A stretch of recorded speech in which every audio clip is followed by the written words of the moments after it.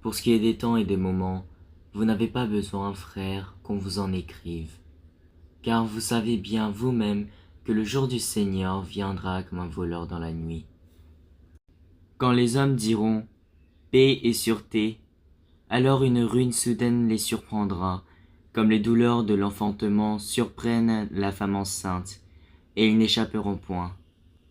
Mais vous, frères, vous n'êtes pas dans les ténèbres pour que ce jour vous surprenne comme un voleur. Vous êtes tous des enfants de la lumière et des enfants du jour. Nous ne sommes point de la nuit ni des ténèbres. Ne dormons donc point comme les autres, mais veillons et soyons sobres.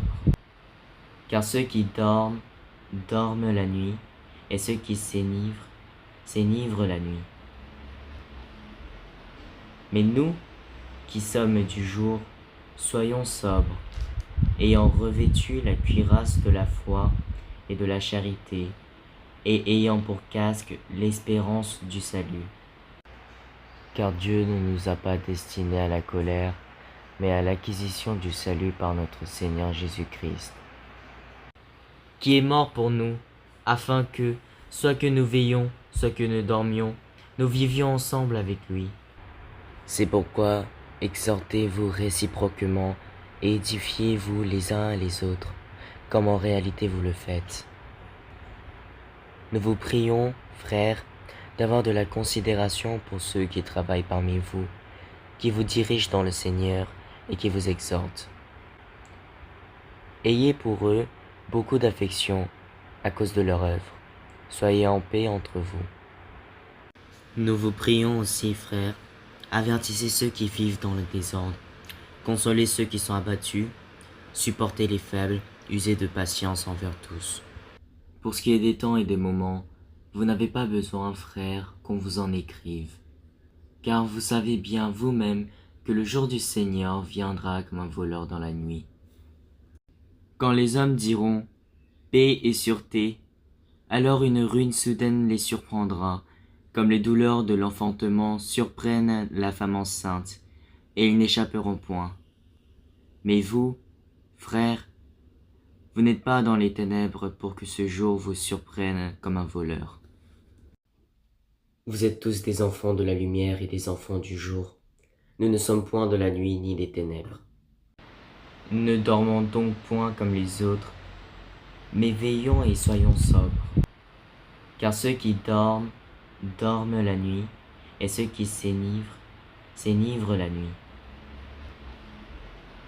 Mais nous, qui sommes du jour, soyons sobres, ayant revêtu la cuirasse de la foi et de la charité, et ayant pour casque l'espérance du salut. Car Dieu ne nous a pas destinés à la colère, mais à l'acquisition du salut par notre Seigneur Jésus-Christ, qui est mort pour nous, afin que, soit que nous veillions, soit que nous dormions, nous vivions ensemble avec lui. C'est pourquoi exhortez-vous réciproquement et édifiez-vous les uns les autres, comme en réalité vous le faites. Nous vous prions, frères, d'avoir de la considération pour ceux qui travaillent parmi vous, qui vous dirigent dans le Seigneur et qui vous exhortent. Ayez pour eux beaucoup d'affection à cause de leur œuvre. Soyez en paix entre vous. Nous vous prions aussi, frères, avertissez ceux qui vivent dans le désordre, consolez ceux qui sont abattus, supportez les faibles, usez de patience envers tous. Pour ce qui est des temps et des moments, vous n'avez pas besoin, frères, qu'on vous en écrive. Car vous savez bien vous-même que le jour du Seigneur viendra comme un voleur dans la nuit. Quand les hommes diront « paix et sûreté », alors une ruine soudaine les surprendra, comme les douleurs de l'enfantement surprennent la femme enceinte, et ils n'échapperont point. Mais vous, frères, vous n'êtes pas dans les ténèbres pour que ce jour vous surprenne comme un voleur. Vous êtes tous des enfants de la lumière et des enfants du jour. Nous ne sommes point de la nuit ni des ténèbres. Ne dormons donc point comme les autres, mais veillons et soyons sobres. Car ceux qui dorment, dorment la nuit, et ceux qui s'énivrent, s'énivrent la nuit. Mais nous, qui sommes du jour, soyons sobres, ayant revêtu la cuirasse de la foi et de la charité, et ayant pour casque l'espérance du salut. Car Dieu ne nous a pas destinés à la colère, mais à l'acquisition du salut par notre Seigneur Jésus-Christ, Qui est mort pour nous, afin que, soit que nous veillions, soit que nous dormions, nous vivions ensemble avec lui. C'est pourquoi exhortez-vous réciproquement et édifiez-vous les uns les autres, comme en réalité vous le faites. Nous vous prions, frères, d'avoir de la considération pour ceux qui travaillent parmi vous, qui vous dirigent dans le Seigneur et qui vous exhortent.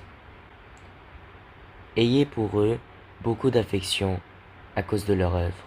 Soyez en paix entre vous.